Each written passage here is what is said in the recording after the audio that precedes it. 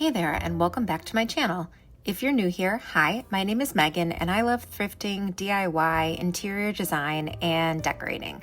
Today, we're talking about mid-century modern design style. I'll cover the characteristics of this design, create a mood board using these elements, then head to a thrift store to see what kinds of mid-century treasures I can find. A note to start off the video. Some of the images featured in this video are updated mid-century modern interiors, so you may see mid-century design mixed with other styles as contemporary designers work to blend styles.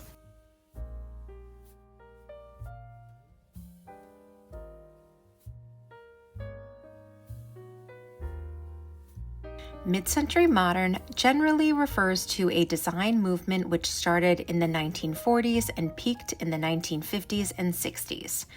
Pop culture references include Don't Worry Darling, The Big Lebowski, Mad Men, Hairspray, and The Marvelous Mrs. Maisel, among others.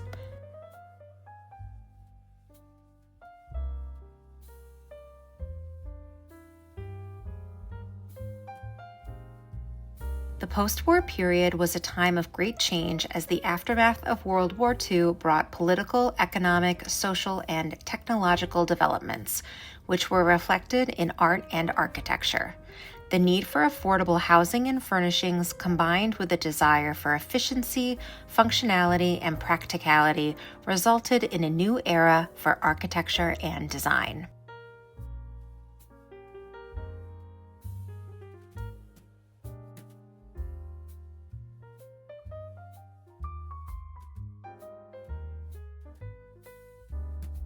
Mid-century modern design often uses a combination of neutral colors mixed with bold accent colors. Natural hues like white, black, beige, gray, and wood tones are typically used to provide a base for pops of color.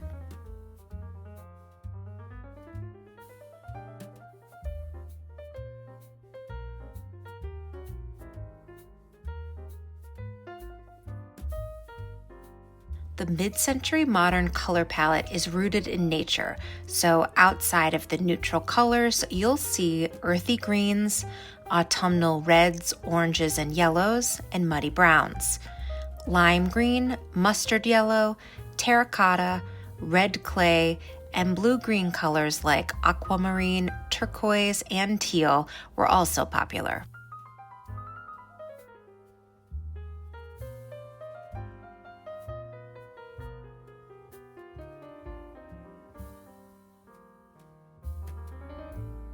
Often pops of color appear in decor, furniture, and in patterns. Color was used to draw attention to a piece of furniture and to create visual interest. Geometric and abstract motifs are commonly found in mid-century modern design.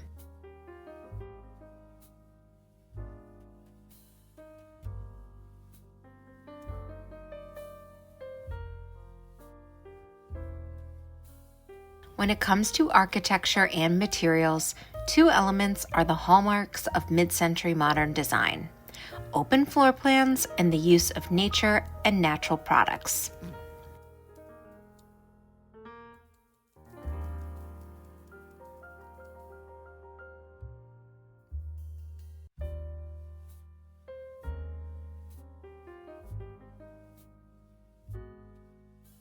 Mid-century modern architecture blended buildings with nature.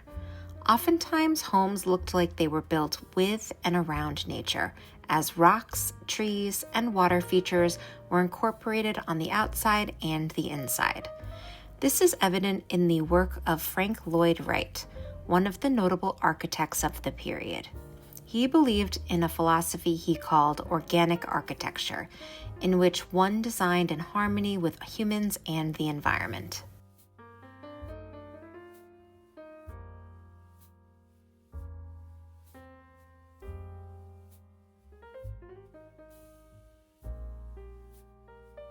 Mid-century modern homes featured sliding glass doors and large windows, which were constructed as a way to bring the outside in, while outdoor living spaces brought the inside out.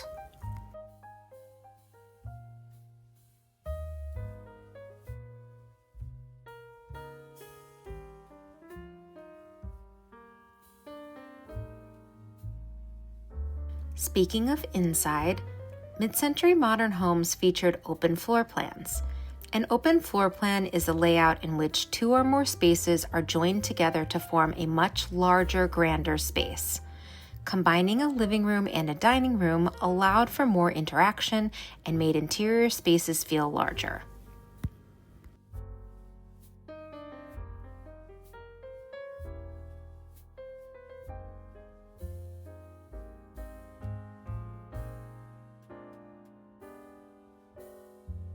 Mid-century modern interiors incorporated nature through the use of materials like leather, stone, glass, metal, and wood.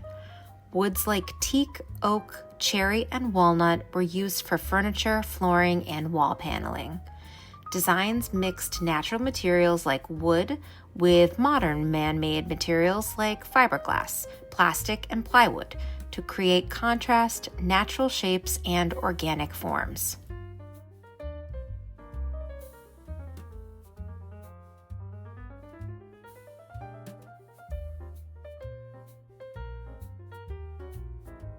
Mid-century modern interiors prioritized functionality, which extends to furniture. Furniture pieces were ergonomic and designed with clean lines and low profiles. Sofas, tables, and chairs served their purpose with little or no ornamentation.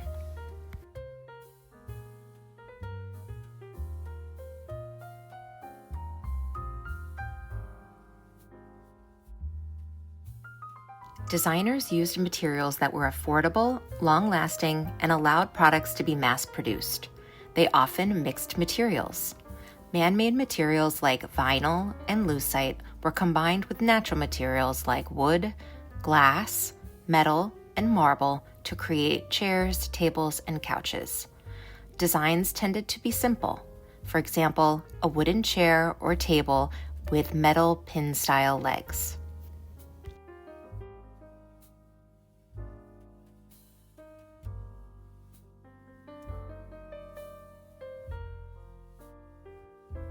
Famous designs that emerged from the mid-century modern era and are still replicated and imitated today include the wishbone chair and the kangaroo chair, the Noguchi table,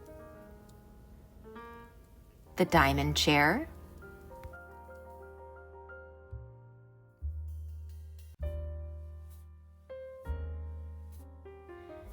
the Eames lounge chair and ottoman,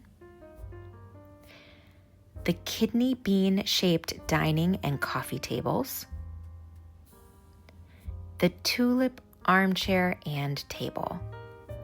These furniture pieces introduced new materials and shapes while improving functionality. For example, the tulip table streamlined 4 legs used in a traditional dining table to the one pedestal, which allowed for more chairs around the table.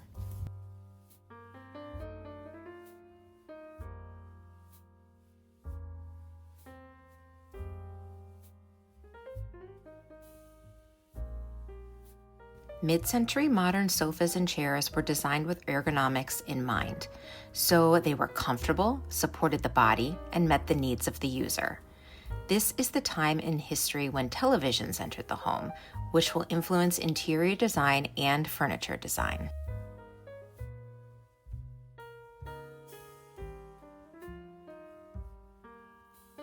As for rugs, patterned rugs, especially geometric patterns, were popular. Darker colors improved functionality, while lighter colors and natural fibers leaned into the Scandinavian influence on mid-century modern design. Wall-to-wall carpeting was popular in the 1950s as a post-war economic and population boom saw the construction of new homes. Wall-to-wall carpeting was considered an affordable luxury as changes in technology and materials allowed for cheaper construction, bringing down costs. The price and the pile was relatively low in the 1950s, but as time went on, rugs became plusher and shaggier.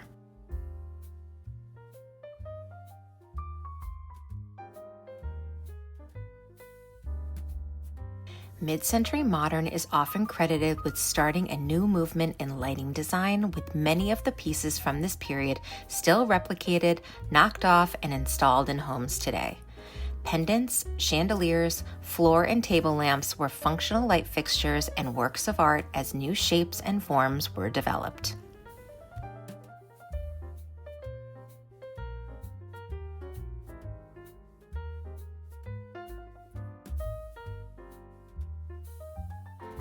A few of the most famous lighting fixtures included the Sputnik chandelier,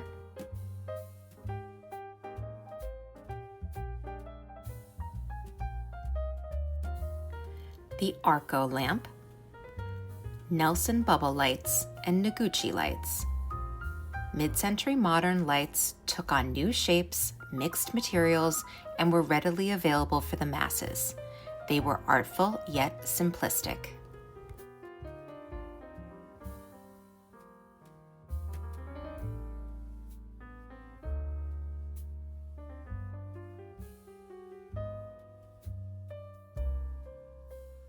Mid-century modern design is often minimalist, and that includes home decor.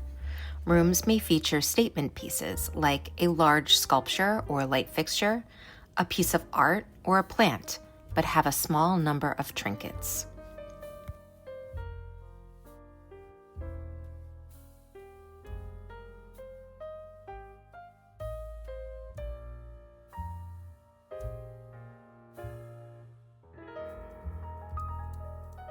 Since nature and natural materials are characteristic of the design, bring in some potted plants as a way to add nature to your space. Plant stands were very popular at this time.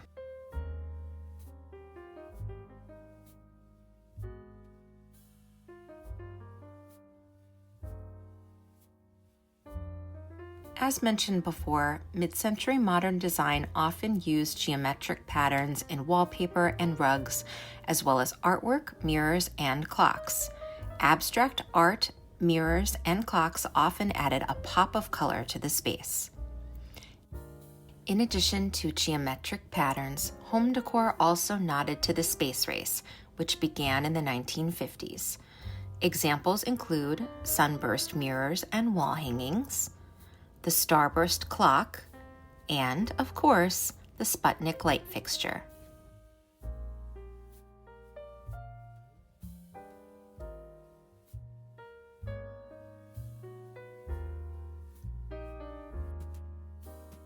When discussing mid-century modern, we can't ignore two pastimes of the era: watching the television and having a cocktail. So bar carts, TV stands, and TV units would be fixtures in a mid-century modern home. With your bar cart, you'll find glassware and bar accessories.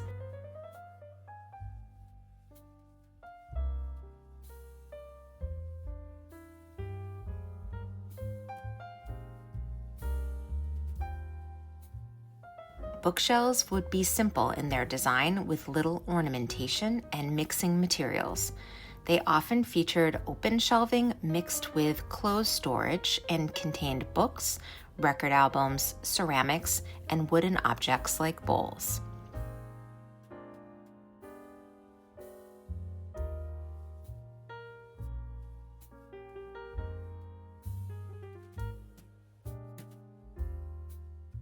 Coffee tables would be minimally decorated, maybe a plant or vase with flowers, some coasters, or an ashtray.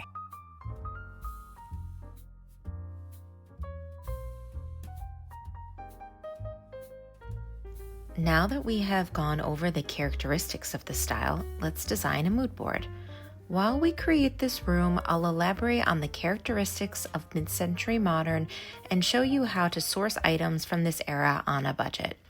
For a mid-century modern design, I'm going to create a living and dining space.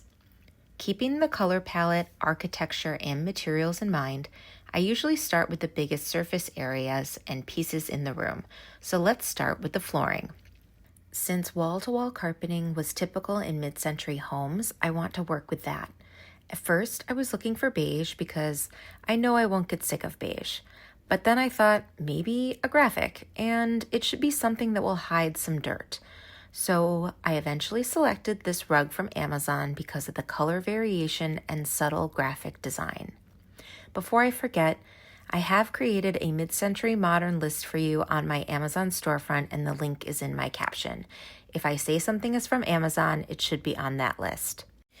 Next, I'm bringing in nature by building out floor-to-ceiling windows and painting the frames the color Hay by Farrow and Ball.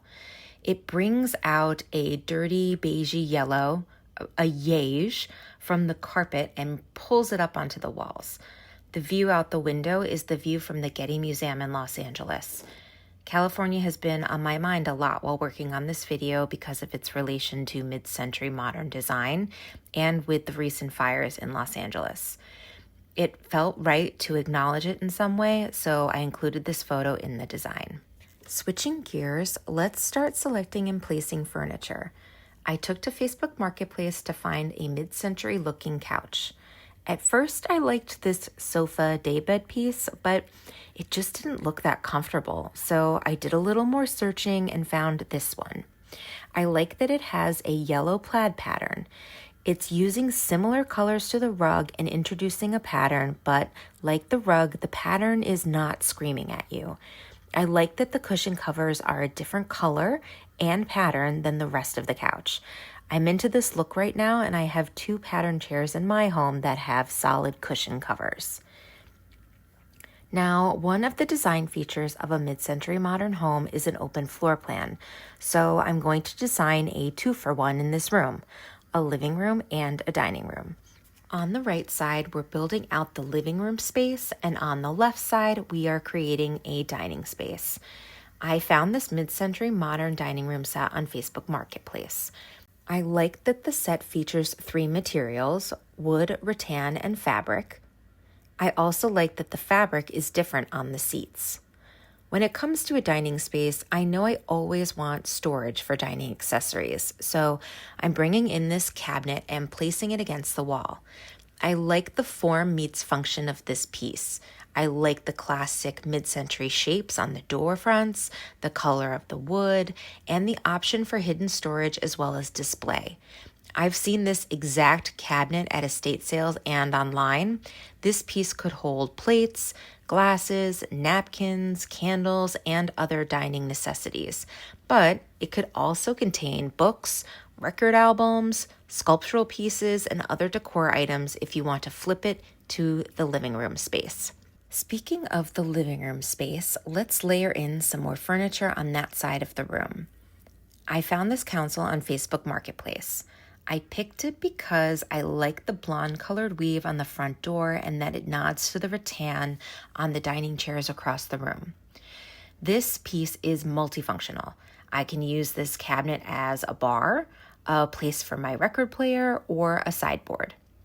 Now I'm bringing in the first truly iconic piece from this era, a Noguchi table. Okay, this one is not legit. It's from Amazon, and I picked it because I can customize the wooden legs and the glass top. I picked a darker walnut color to connect the coffee table to the dining table, and I wanted a smoky glass top because I felt transparent glass would disappear, and I want this table to be able to hold its own in the space. Pardon the accessories, but my photoshopping skills are not yet capable of making them disappear. Speaking of iconic, I'm adding a blue egg chair that swivels. I don't know about you, but I love the feeling that furniture is hugging me, so I knew I wanted to incorporate an egg chair. I like the idea that I can hide away in this chair and then reveal myself like Dr. Evil. I chose the color blue, well, because I love it, and also because this room is all warm tones and I can add a cool tone color like blue. Pops of color are an MCM thing, so this will work. I'm bringing in this geometric pattern chair to fill out the seats in this living room space, but I'm going to add one more iconic piece over by the window, the Eames chair and ottoman. I mean, I have to, right? This is a big space and I want to make it multi-purpose, so I'm creating a little seating area over by the windows for reading, having a drink, just looking at the view. I want to be mindful that this view is probably the best thing about this room, and I don't want to obscure it. I can't recall where I found this egg chair, but everything else was on Facebook Marketplace. We need some side tables, so I scoured Facebook Marketplace and found these mid-century pieces. They match, but they aren't matchy-matchy. If you want to add another chair by the window, that could be nice, but I'm going to move on to lights. If you've watched my design videos previously, you know I love lamps and lighting in general, so I had a hard time picking which of these I wanted to use. I love the Nelson bubble lights, but I have experience with them and found they don't give off a lot of light, so I went with this chandelier over the dining table. The glass won't obstruct the view, and if it's on a dimmer, I'll have more control over the brightness. I'm also adding a pair of pendants by the bar cabinet to create a bigger moment. This cabinet and the pendants would be against the wall, not in front of the window. Here are a few lamp options I found on eBay, Etsy, Pinterest, and Amazon. I went with a small Noguchi lamp to provide a little light by the window and a green lamp in the seating area. The dining chairs have green in the fabric on the seats, and I like connecting these two spaces with color as the lamp pulls green from the dining area into the seating area on this side of the room. I'm also adding an Arco lamp to provide additional lighting in the seating area. I like that the Arco lamp adds a sculptural element to the room and brings chrome in, which adds a cool tone in a very warm space. Many of the design styles I have featured thus far have leaned maximalist when it comes to decor. Mid-century modern is not that, so let's keep it relatively minimal. Here are a few objects that I sourced from Facebook Marketplace, Etsy, Amazon, and eBay. If you're looking for retailers who have a mid-century modern aesthetic, try West Elm, Target, specifically their Threshold and Kate and Laurel lines, CB2, and All Modern. I found a vintage 1964-1965 New York World's Fair ceramic globe ashtray and a marble ashtray, both of which I would repurpose. Some geometric marble coasters, a glass decanter, and marble vases. I'm only bringing in one piece of art, though you could add more. I selected this one for the blues and greens. I like the kitschy rocket shaker for the bar. I always want to mix shapes in a room, so I'm bringing in this asymmetrical mirror from Facebook Marketplace. Since I'm hanging it between the two rounded pendants, I could swap it out for a rectangle-shaped mirror and it would still work. Lastly, the clock that nods to the atomic age and pillows. Some printed and some solid, but with a geometric texture. The throw pillows are from All Modern, CB2, and Amazon. If you wanted to add books to the cabinet, maybe To Kill a Mockingbird, 1984, Fahrenheit 451, In Cold Blood, Lord of the Flies, and some Agatha Christie, all of which would be period appropriate and are available at your local thrift store. Oh, I don't know if you guys know this, but there is a website for thrifted books. I think it's actually called Thrifted Books, and another one called bookshop.org, which donates profits to local bookstores. I believe Bookshop's books are brand new, so if you feel funny about pre-loved books, check that one out. When I was in college, I used to resell textbooks on Amazon. So if you buy a used book on their site or from another reselling site, just know that you might be helping a kid like me put gas in her car so she can drive to school and finish her degree. Lastly, I'm adding some plants in plant stands. These are from Amazon, and one of them is adjustable, which I like because I'd be able to swap out the size of the plants. And that's a wrap on mid-century modern mood board design, and it's time to head to the thrift store to see if we can find some mid-century treasures on a budget.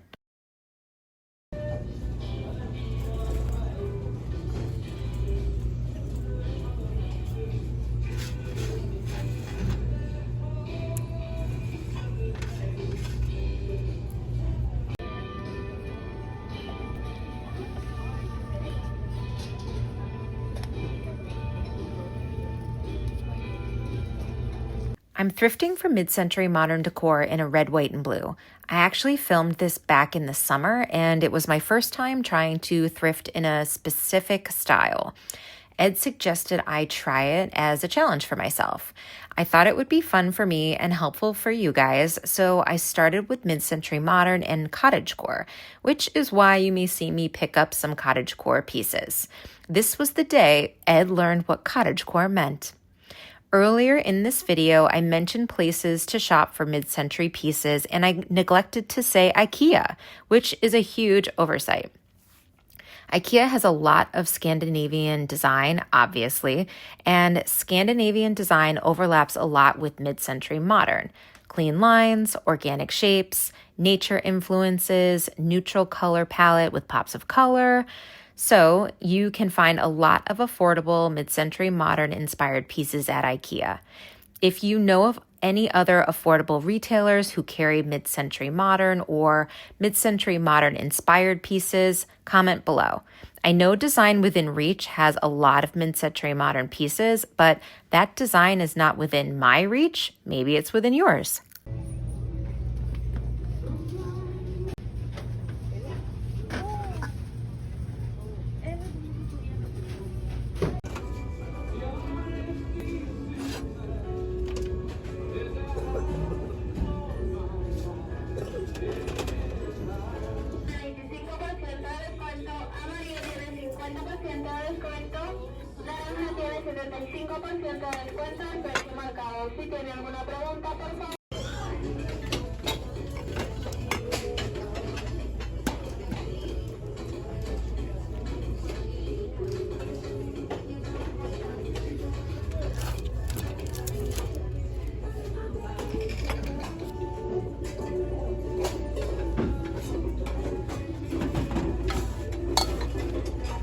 If I'm being honest, my MCM decor pull leans more into the 1970s than I would have liked.